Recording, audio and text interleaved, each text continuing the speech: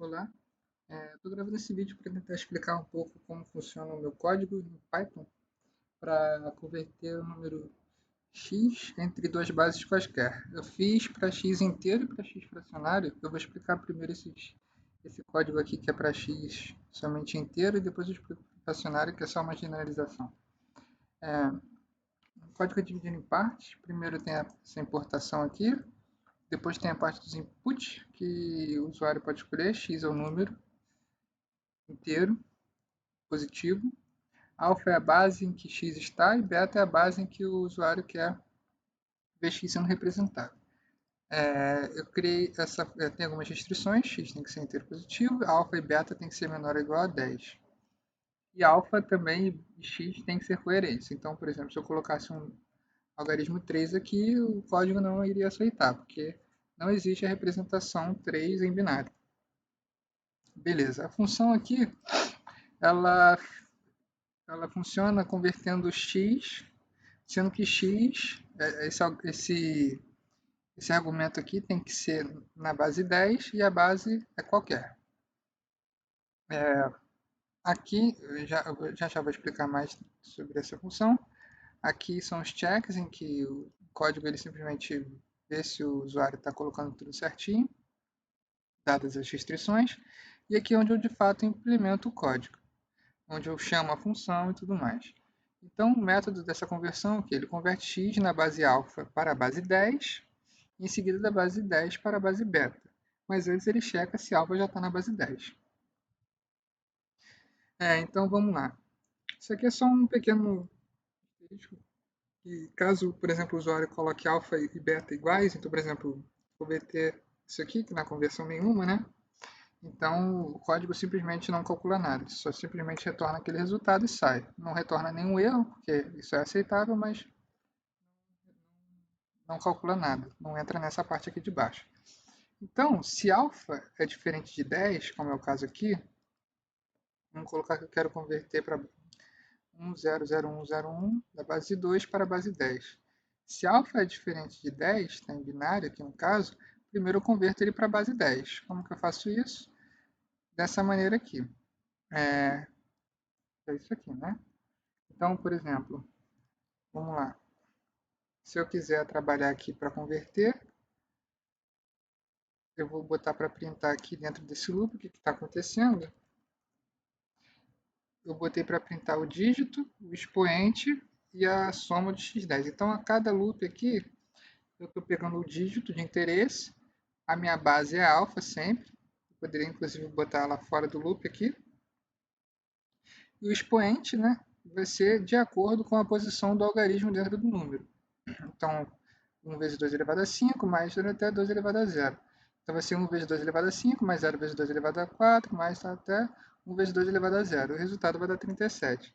Se a base de interesse beta é igual a 10, o código para. Ele simplesmente vai ter o resultado igual ao que acabou de ser calculado, x igual a x10, x underline 10, e vai printar o resultado, que no caso é esse aqui, ó. Na base 2 é igual a 37 na base 10. Beleza. Se não fosse, vamos supor que eu quisesse esse resultado, na verdade, na base 3,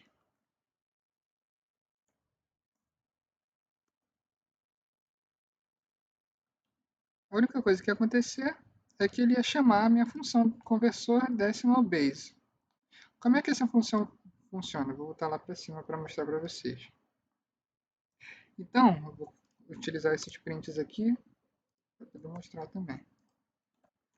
Ela faz esse cálculo aqui, né? Então vamos trabalhar aqui, no caso, também só para mostrar e ilustrar melhor. Vamos supor que eu tivesse x igual a 252 na base 10 e quisesse converter para a base 2. Então ele vai estar simplesmente fazendo esse cálculo aqui, ó.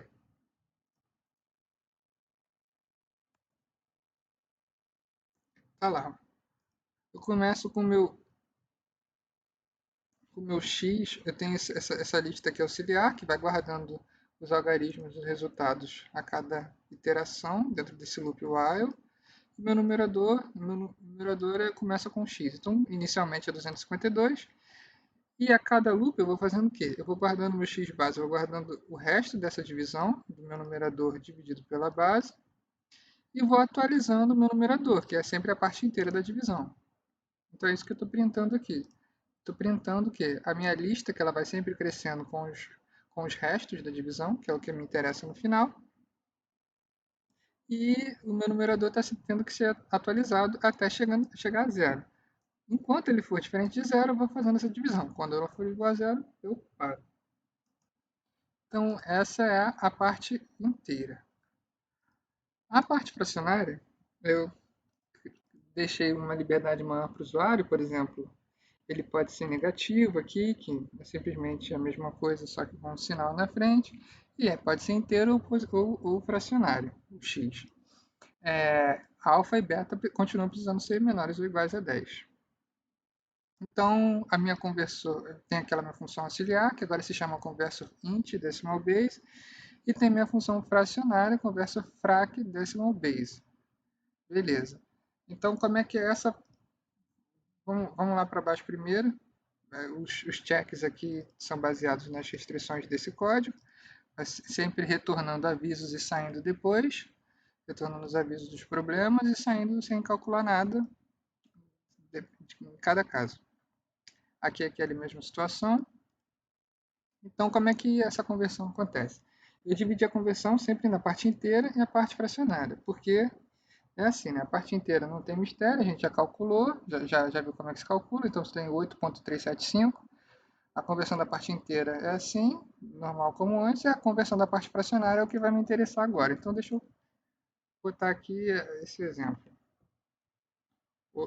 8.375 na base 10, para ver como é que fica na base 2. Como está na base 10, eu não vou precisar fazer trabalho nenhum.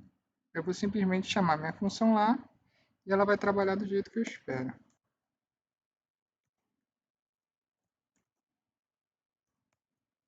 Então, não é aqui que eu quero fazer isso. Aqui, não, estou run base. Isso. Aqui. Então agora eu estou chamando esse script aqui. O que ele está fazendo? Ele está simplesmente, né, fazendo isso aqui. Ele está multiplicando a parte fracionária, guardando a parte inteira e indo para a próxima multiplicação só com a parte fracionária, sempre guardando a parte inteira. Eu estou guardando a parte inteira numa lista auxiliar, da mesma maneira, e atualizando a cada multiplicação. Então, por exemplo, 0.75, eu guardo 0, a minha próxima multiplicação vai ser só 0.75. Deu 1.5, eu guardo 1, a minha próxima multiplicação vai ser só 0.5. Eu faço isso enquanto o meu número multiplicado for diferente de 0. Quando chegar até 0, acaba esse loop e eu retorno o resultado fracionário aqui no caso. Beleza. Esse detalhe aqui, tudo você pode explicar melhor depois, mas esse detalhe aqui é só para os casos em que entra, por exemplo, aquele que o professor mostrou na sala de aula, né? Por exemplo, o 0.1 na base 10, como é que ficaria na base 2? Pode ir para sempre, né? Então eu simplesmente coloco essas reticências quando isso for esse o caso. Ele tem um check aqui que ele fica checando se a minha lista auxiliar ou for maior do que 14 ou aparecer duas vezes essa mesma multiplicação. Então aqui no caso 0.2, depois apareceu de novo o 0.2,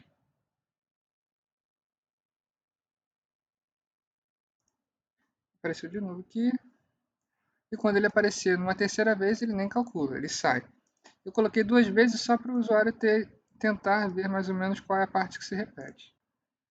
Beleza. E aqui no cálculo é a mesma coisa, só que eu dividi a parte inteira da parte fracionária. A parte inteira é a mesma coisa, então, por exemplo, vamos supor que esse cara não estivesse na base 10, ele estivesse na base 5.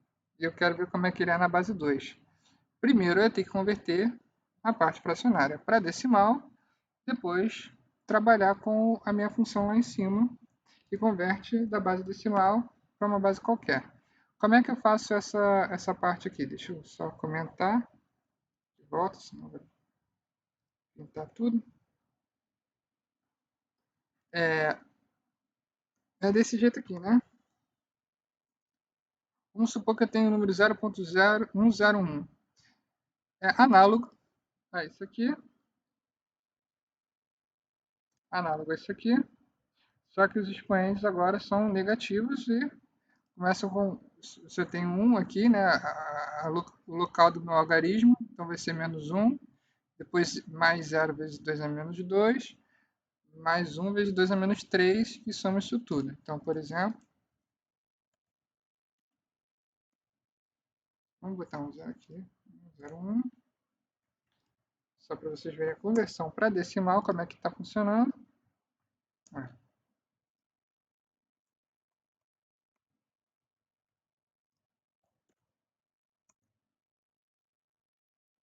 ao contrário.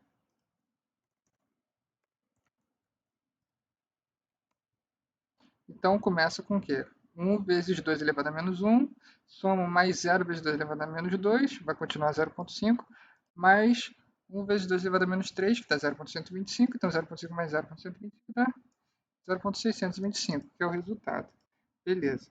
Então, ele vai checando novamente, depois que eu calculei a parte fracionária em decimal e a parte inteira em decimal, eu vou e chamo a função conforme eu precisar. Então, vamos supor que eu tenho 8,375 em decimal, eu quero binário. Como é esse caso aqui, né?